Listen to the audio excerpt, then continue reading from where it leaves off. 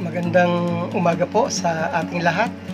Sama-sama po nating pasalamatan ang Diyos sa panibagong buhay na Kaniyang kaloob sa bawat isa po sa atin. Narito po tayong muli sa ating Grab Food for the Soul, our daily dose for the nourishment of our soul. Simulan po natin ang araw na ito sa isang makabuluhang pagbubulay nang tayo po ay makalakad sa isang mapayapang pamumuhay. Ang ating pong pag-uusapan sa umagang ito ay mayroong pong paksang moving from K to D, moving from knowing to doing, part 1. Ang batayang talata ay ating pong makikita sa Santiago, Kabanatang 1, talatang 11 hanggang 25, at ganito po ang ating mababasa. Mga kapatid kong minamahal, unawain ninyo ito, maging alisto kayo sa pakikinig, maingat sa pagsasalita, at hindi agad nagagalit, dahil ang galit ng tao ay hindi nakatutulong upang magawa kung ano ang ayon sa kalooban ng Diyos. Kaya't talikuran na ninyo ang inyong maruruming gawa at alisin ang masasamang asal. Mapagpakumbabang tanggapin ninyo ang salitang itinanim sa inyong puso, ito ay may kakayahang magligtas sa inyo. Mamuhay kayo ayon sa salita ng Diyos.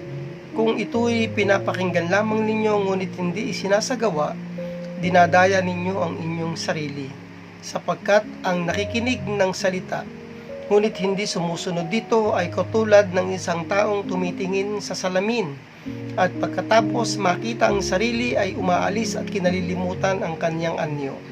Ang taong nagsasaliksik at nagpapatuloy sa pagsunod sa kautusang ganap na nagpapalaya sa tao ang pagpapalain ng Diyos sa lahat ng kaniyang gawain. Siya ang taong gumagawa at hindi siya katulad ng nakikinig lamang at pagkatapos ay nakalilimot. Ang Diyos ang magbabasbas sa kaniyang mga banal na salita na ating pong binasa at tinunghayan ngayong umaga. Ang doktrina ng ating iglesia ay mahalagang maintindihan, mahalagang maunawaan tungo sa ikatitibay ng ating pananampalatayang iniuukol sa ating Panginoon at sa paglago ng kaniyang iglesia. Ang pagsubaybay sa power of alignment ay malaking tulong upang lalo nating maintindihan ang doktrina ng ating iglesia. Matututo po tayo kahit sa simpleng paraan ng proseso ng pagpapaliwanag ng Biblia at sa malalim na pagtatalaga ng buhay sa ating Panginoon at sa kanyang iglesia bilang isang disipulong nagdidisipulo. Ang mga natututunang aral ay magsilbing hamon na ito ay isa pamuhay sa pang-araw-araw na buhay, paglilingkod sa Diyos, sa iglesia at sa kapwa. Higit sa lahat, sa biyaya at tulong ng ating Panginoon ay mararating po natin ang layuning ito.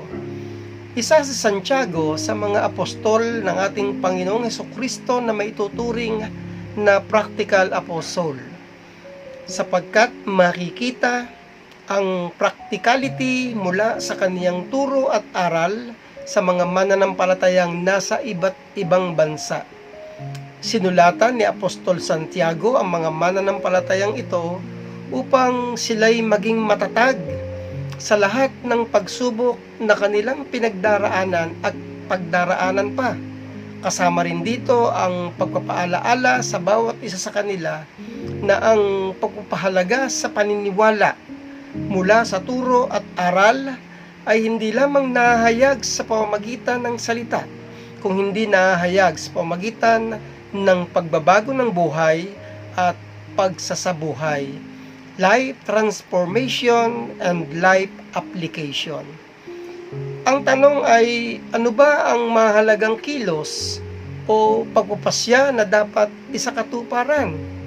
Unang bagay na ating pong titingnan dito ay moving from knowing to doing, mamuhay ayon sa salita ng Diyos. Ang pagpapasya na humahakbang mula sa pagkakatuto sa mga turo at aral tungo sa pagkasabuhay nito ay isang mabuting pagpapasya. Ang pagsasabuhay ng mga natutunan ay isang kapangyarihan na maaaring bumago sa isang mananampalataya at maaari rin ito ang maging pamantayan o panunundan ng mga taong nakakikita sa isang mananampalataya. Ikalawang bagay na ating pong titingnan, moving from knowing to doing, salita ng Diyos na naitanim sa iyong puso. Ito po ay nakalagay doon po sa mababasa, doon sa verse 21. Tingnan po natin. Salita ng Diyos na natanim sa puso o sa inyong puso. Ang mga Kristiyano ay nagsisimula ng kanilang bagong buhay kay Kristo sa pamamagitan ng kapanganakang muli, sa pamamagitan ng salita ng katotohanan. Ang bagong buhay kay Kristo ay hinihinging alisin natin lahat ng malalaswa na magpapagalit sa Espiritu Santo at tayo ay magiging matatag sa pagtanggap ng salita ng Diyos sa ating mga puso. Ang salitang naitanim Sa wikang Griego ay imputos. Ito po ay nangangahulugan na ang salita ay dapat na maging tunay na bahagi ng ating katauhan. Ang itinatanim na salita ang magdadala sa atin sa kaligtasan sa huling araw ng ating mga buhay. Ikatlong bagay na ating titingnan ay moving from knowing to doing, kautosang sakdal at nagpapalaya. Ito po ay nasa talatang 25. Ang kautosang ito ay ang kalooban ng Diyos na nakapaloob sa ating mga puso sa pananahanan ng Espiritu. Sa pananampalataya kay Kristo ay tumatanggap tayo hindi lamang ng kahabagan at kapatawaran, kung hindi pati ng kapangyarihan at kalayaang makasunod sa kautusan ng Diyos. Ito ay tinatawag na kautosang nagpapalaya, sapagkat ang mananampalataya ay naghahangad na gawin ang kalooban ng Diyos. Ang sabi po doon sa awit 119 verse 45, ako na may namumuhay ng payapa at malaya, yamang ako sa utos mo'y sumusunod namang kusa. Ito po ay hindi dapat kailanman tingnan na parang isang kalayaan upang lumabag sa kautusan ni Kristo, manapa bilang kalayaan at kapangyarihan upang masunod ang mga ito. Tulad ng isang kaalaman na natututunan, kung ito po ay mananatili lamang na kaalaman at hindi nagbabago ng buhay dahil hindi isinasapamuhay, ay ano pong kapangyarihan ang dala nito? Sinasabing ito po ay walang halaga.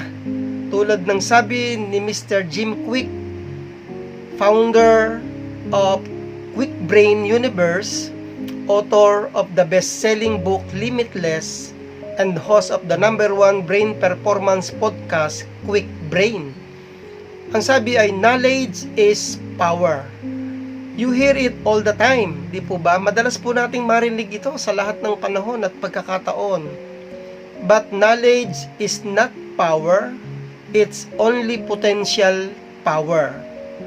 It only becomes power when we apply it and use it.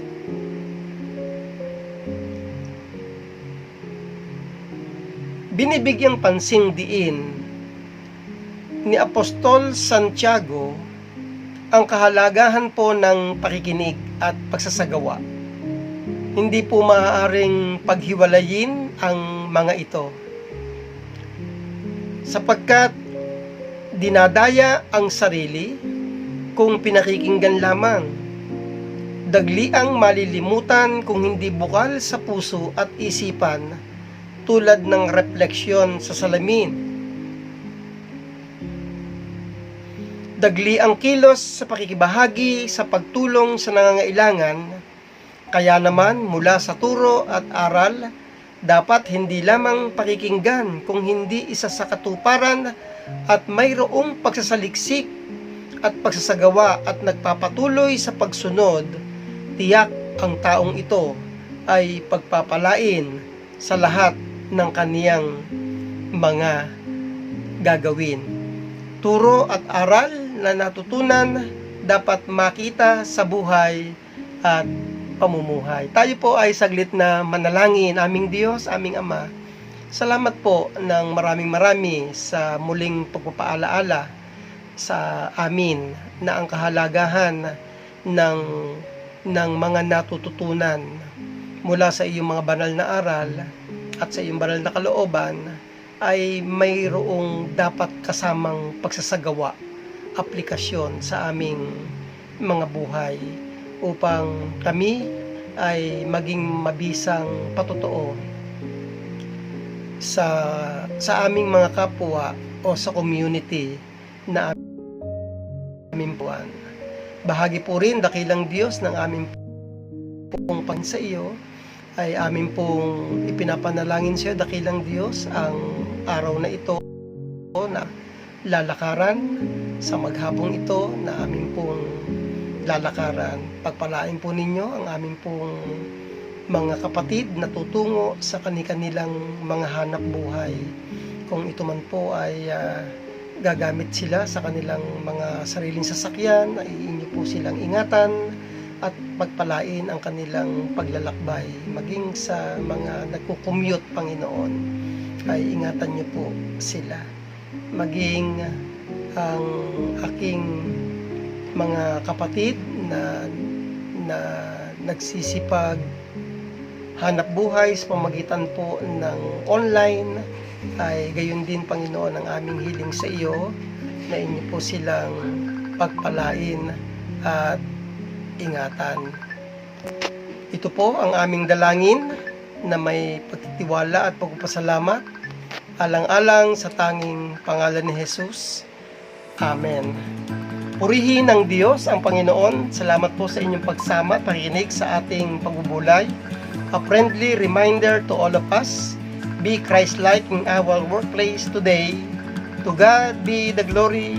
Hanggang sa muli po nating pagbubulay.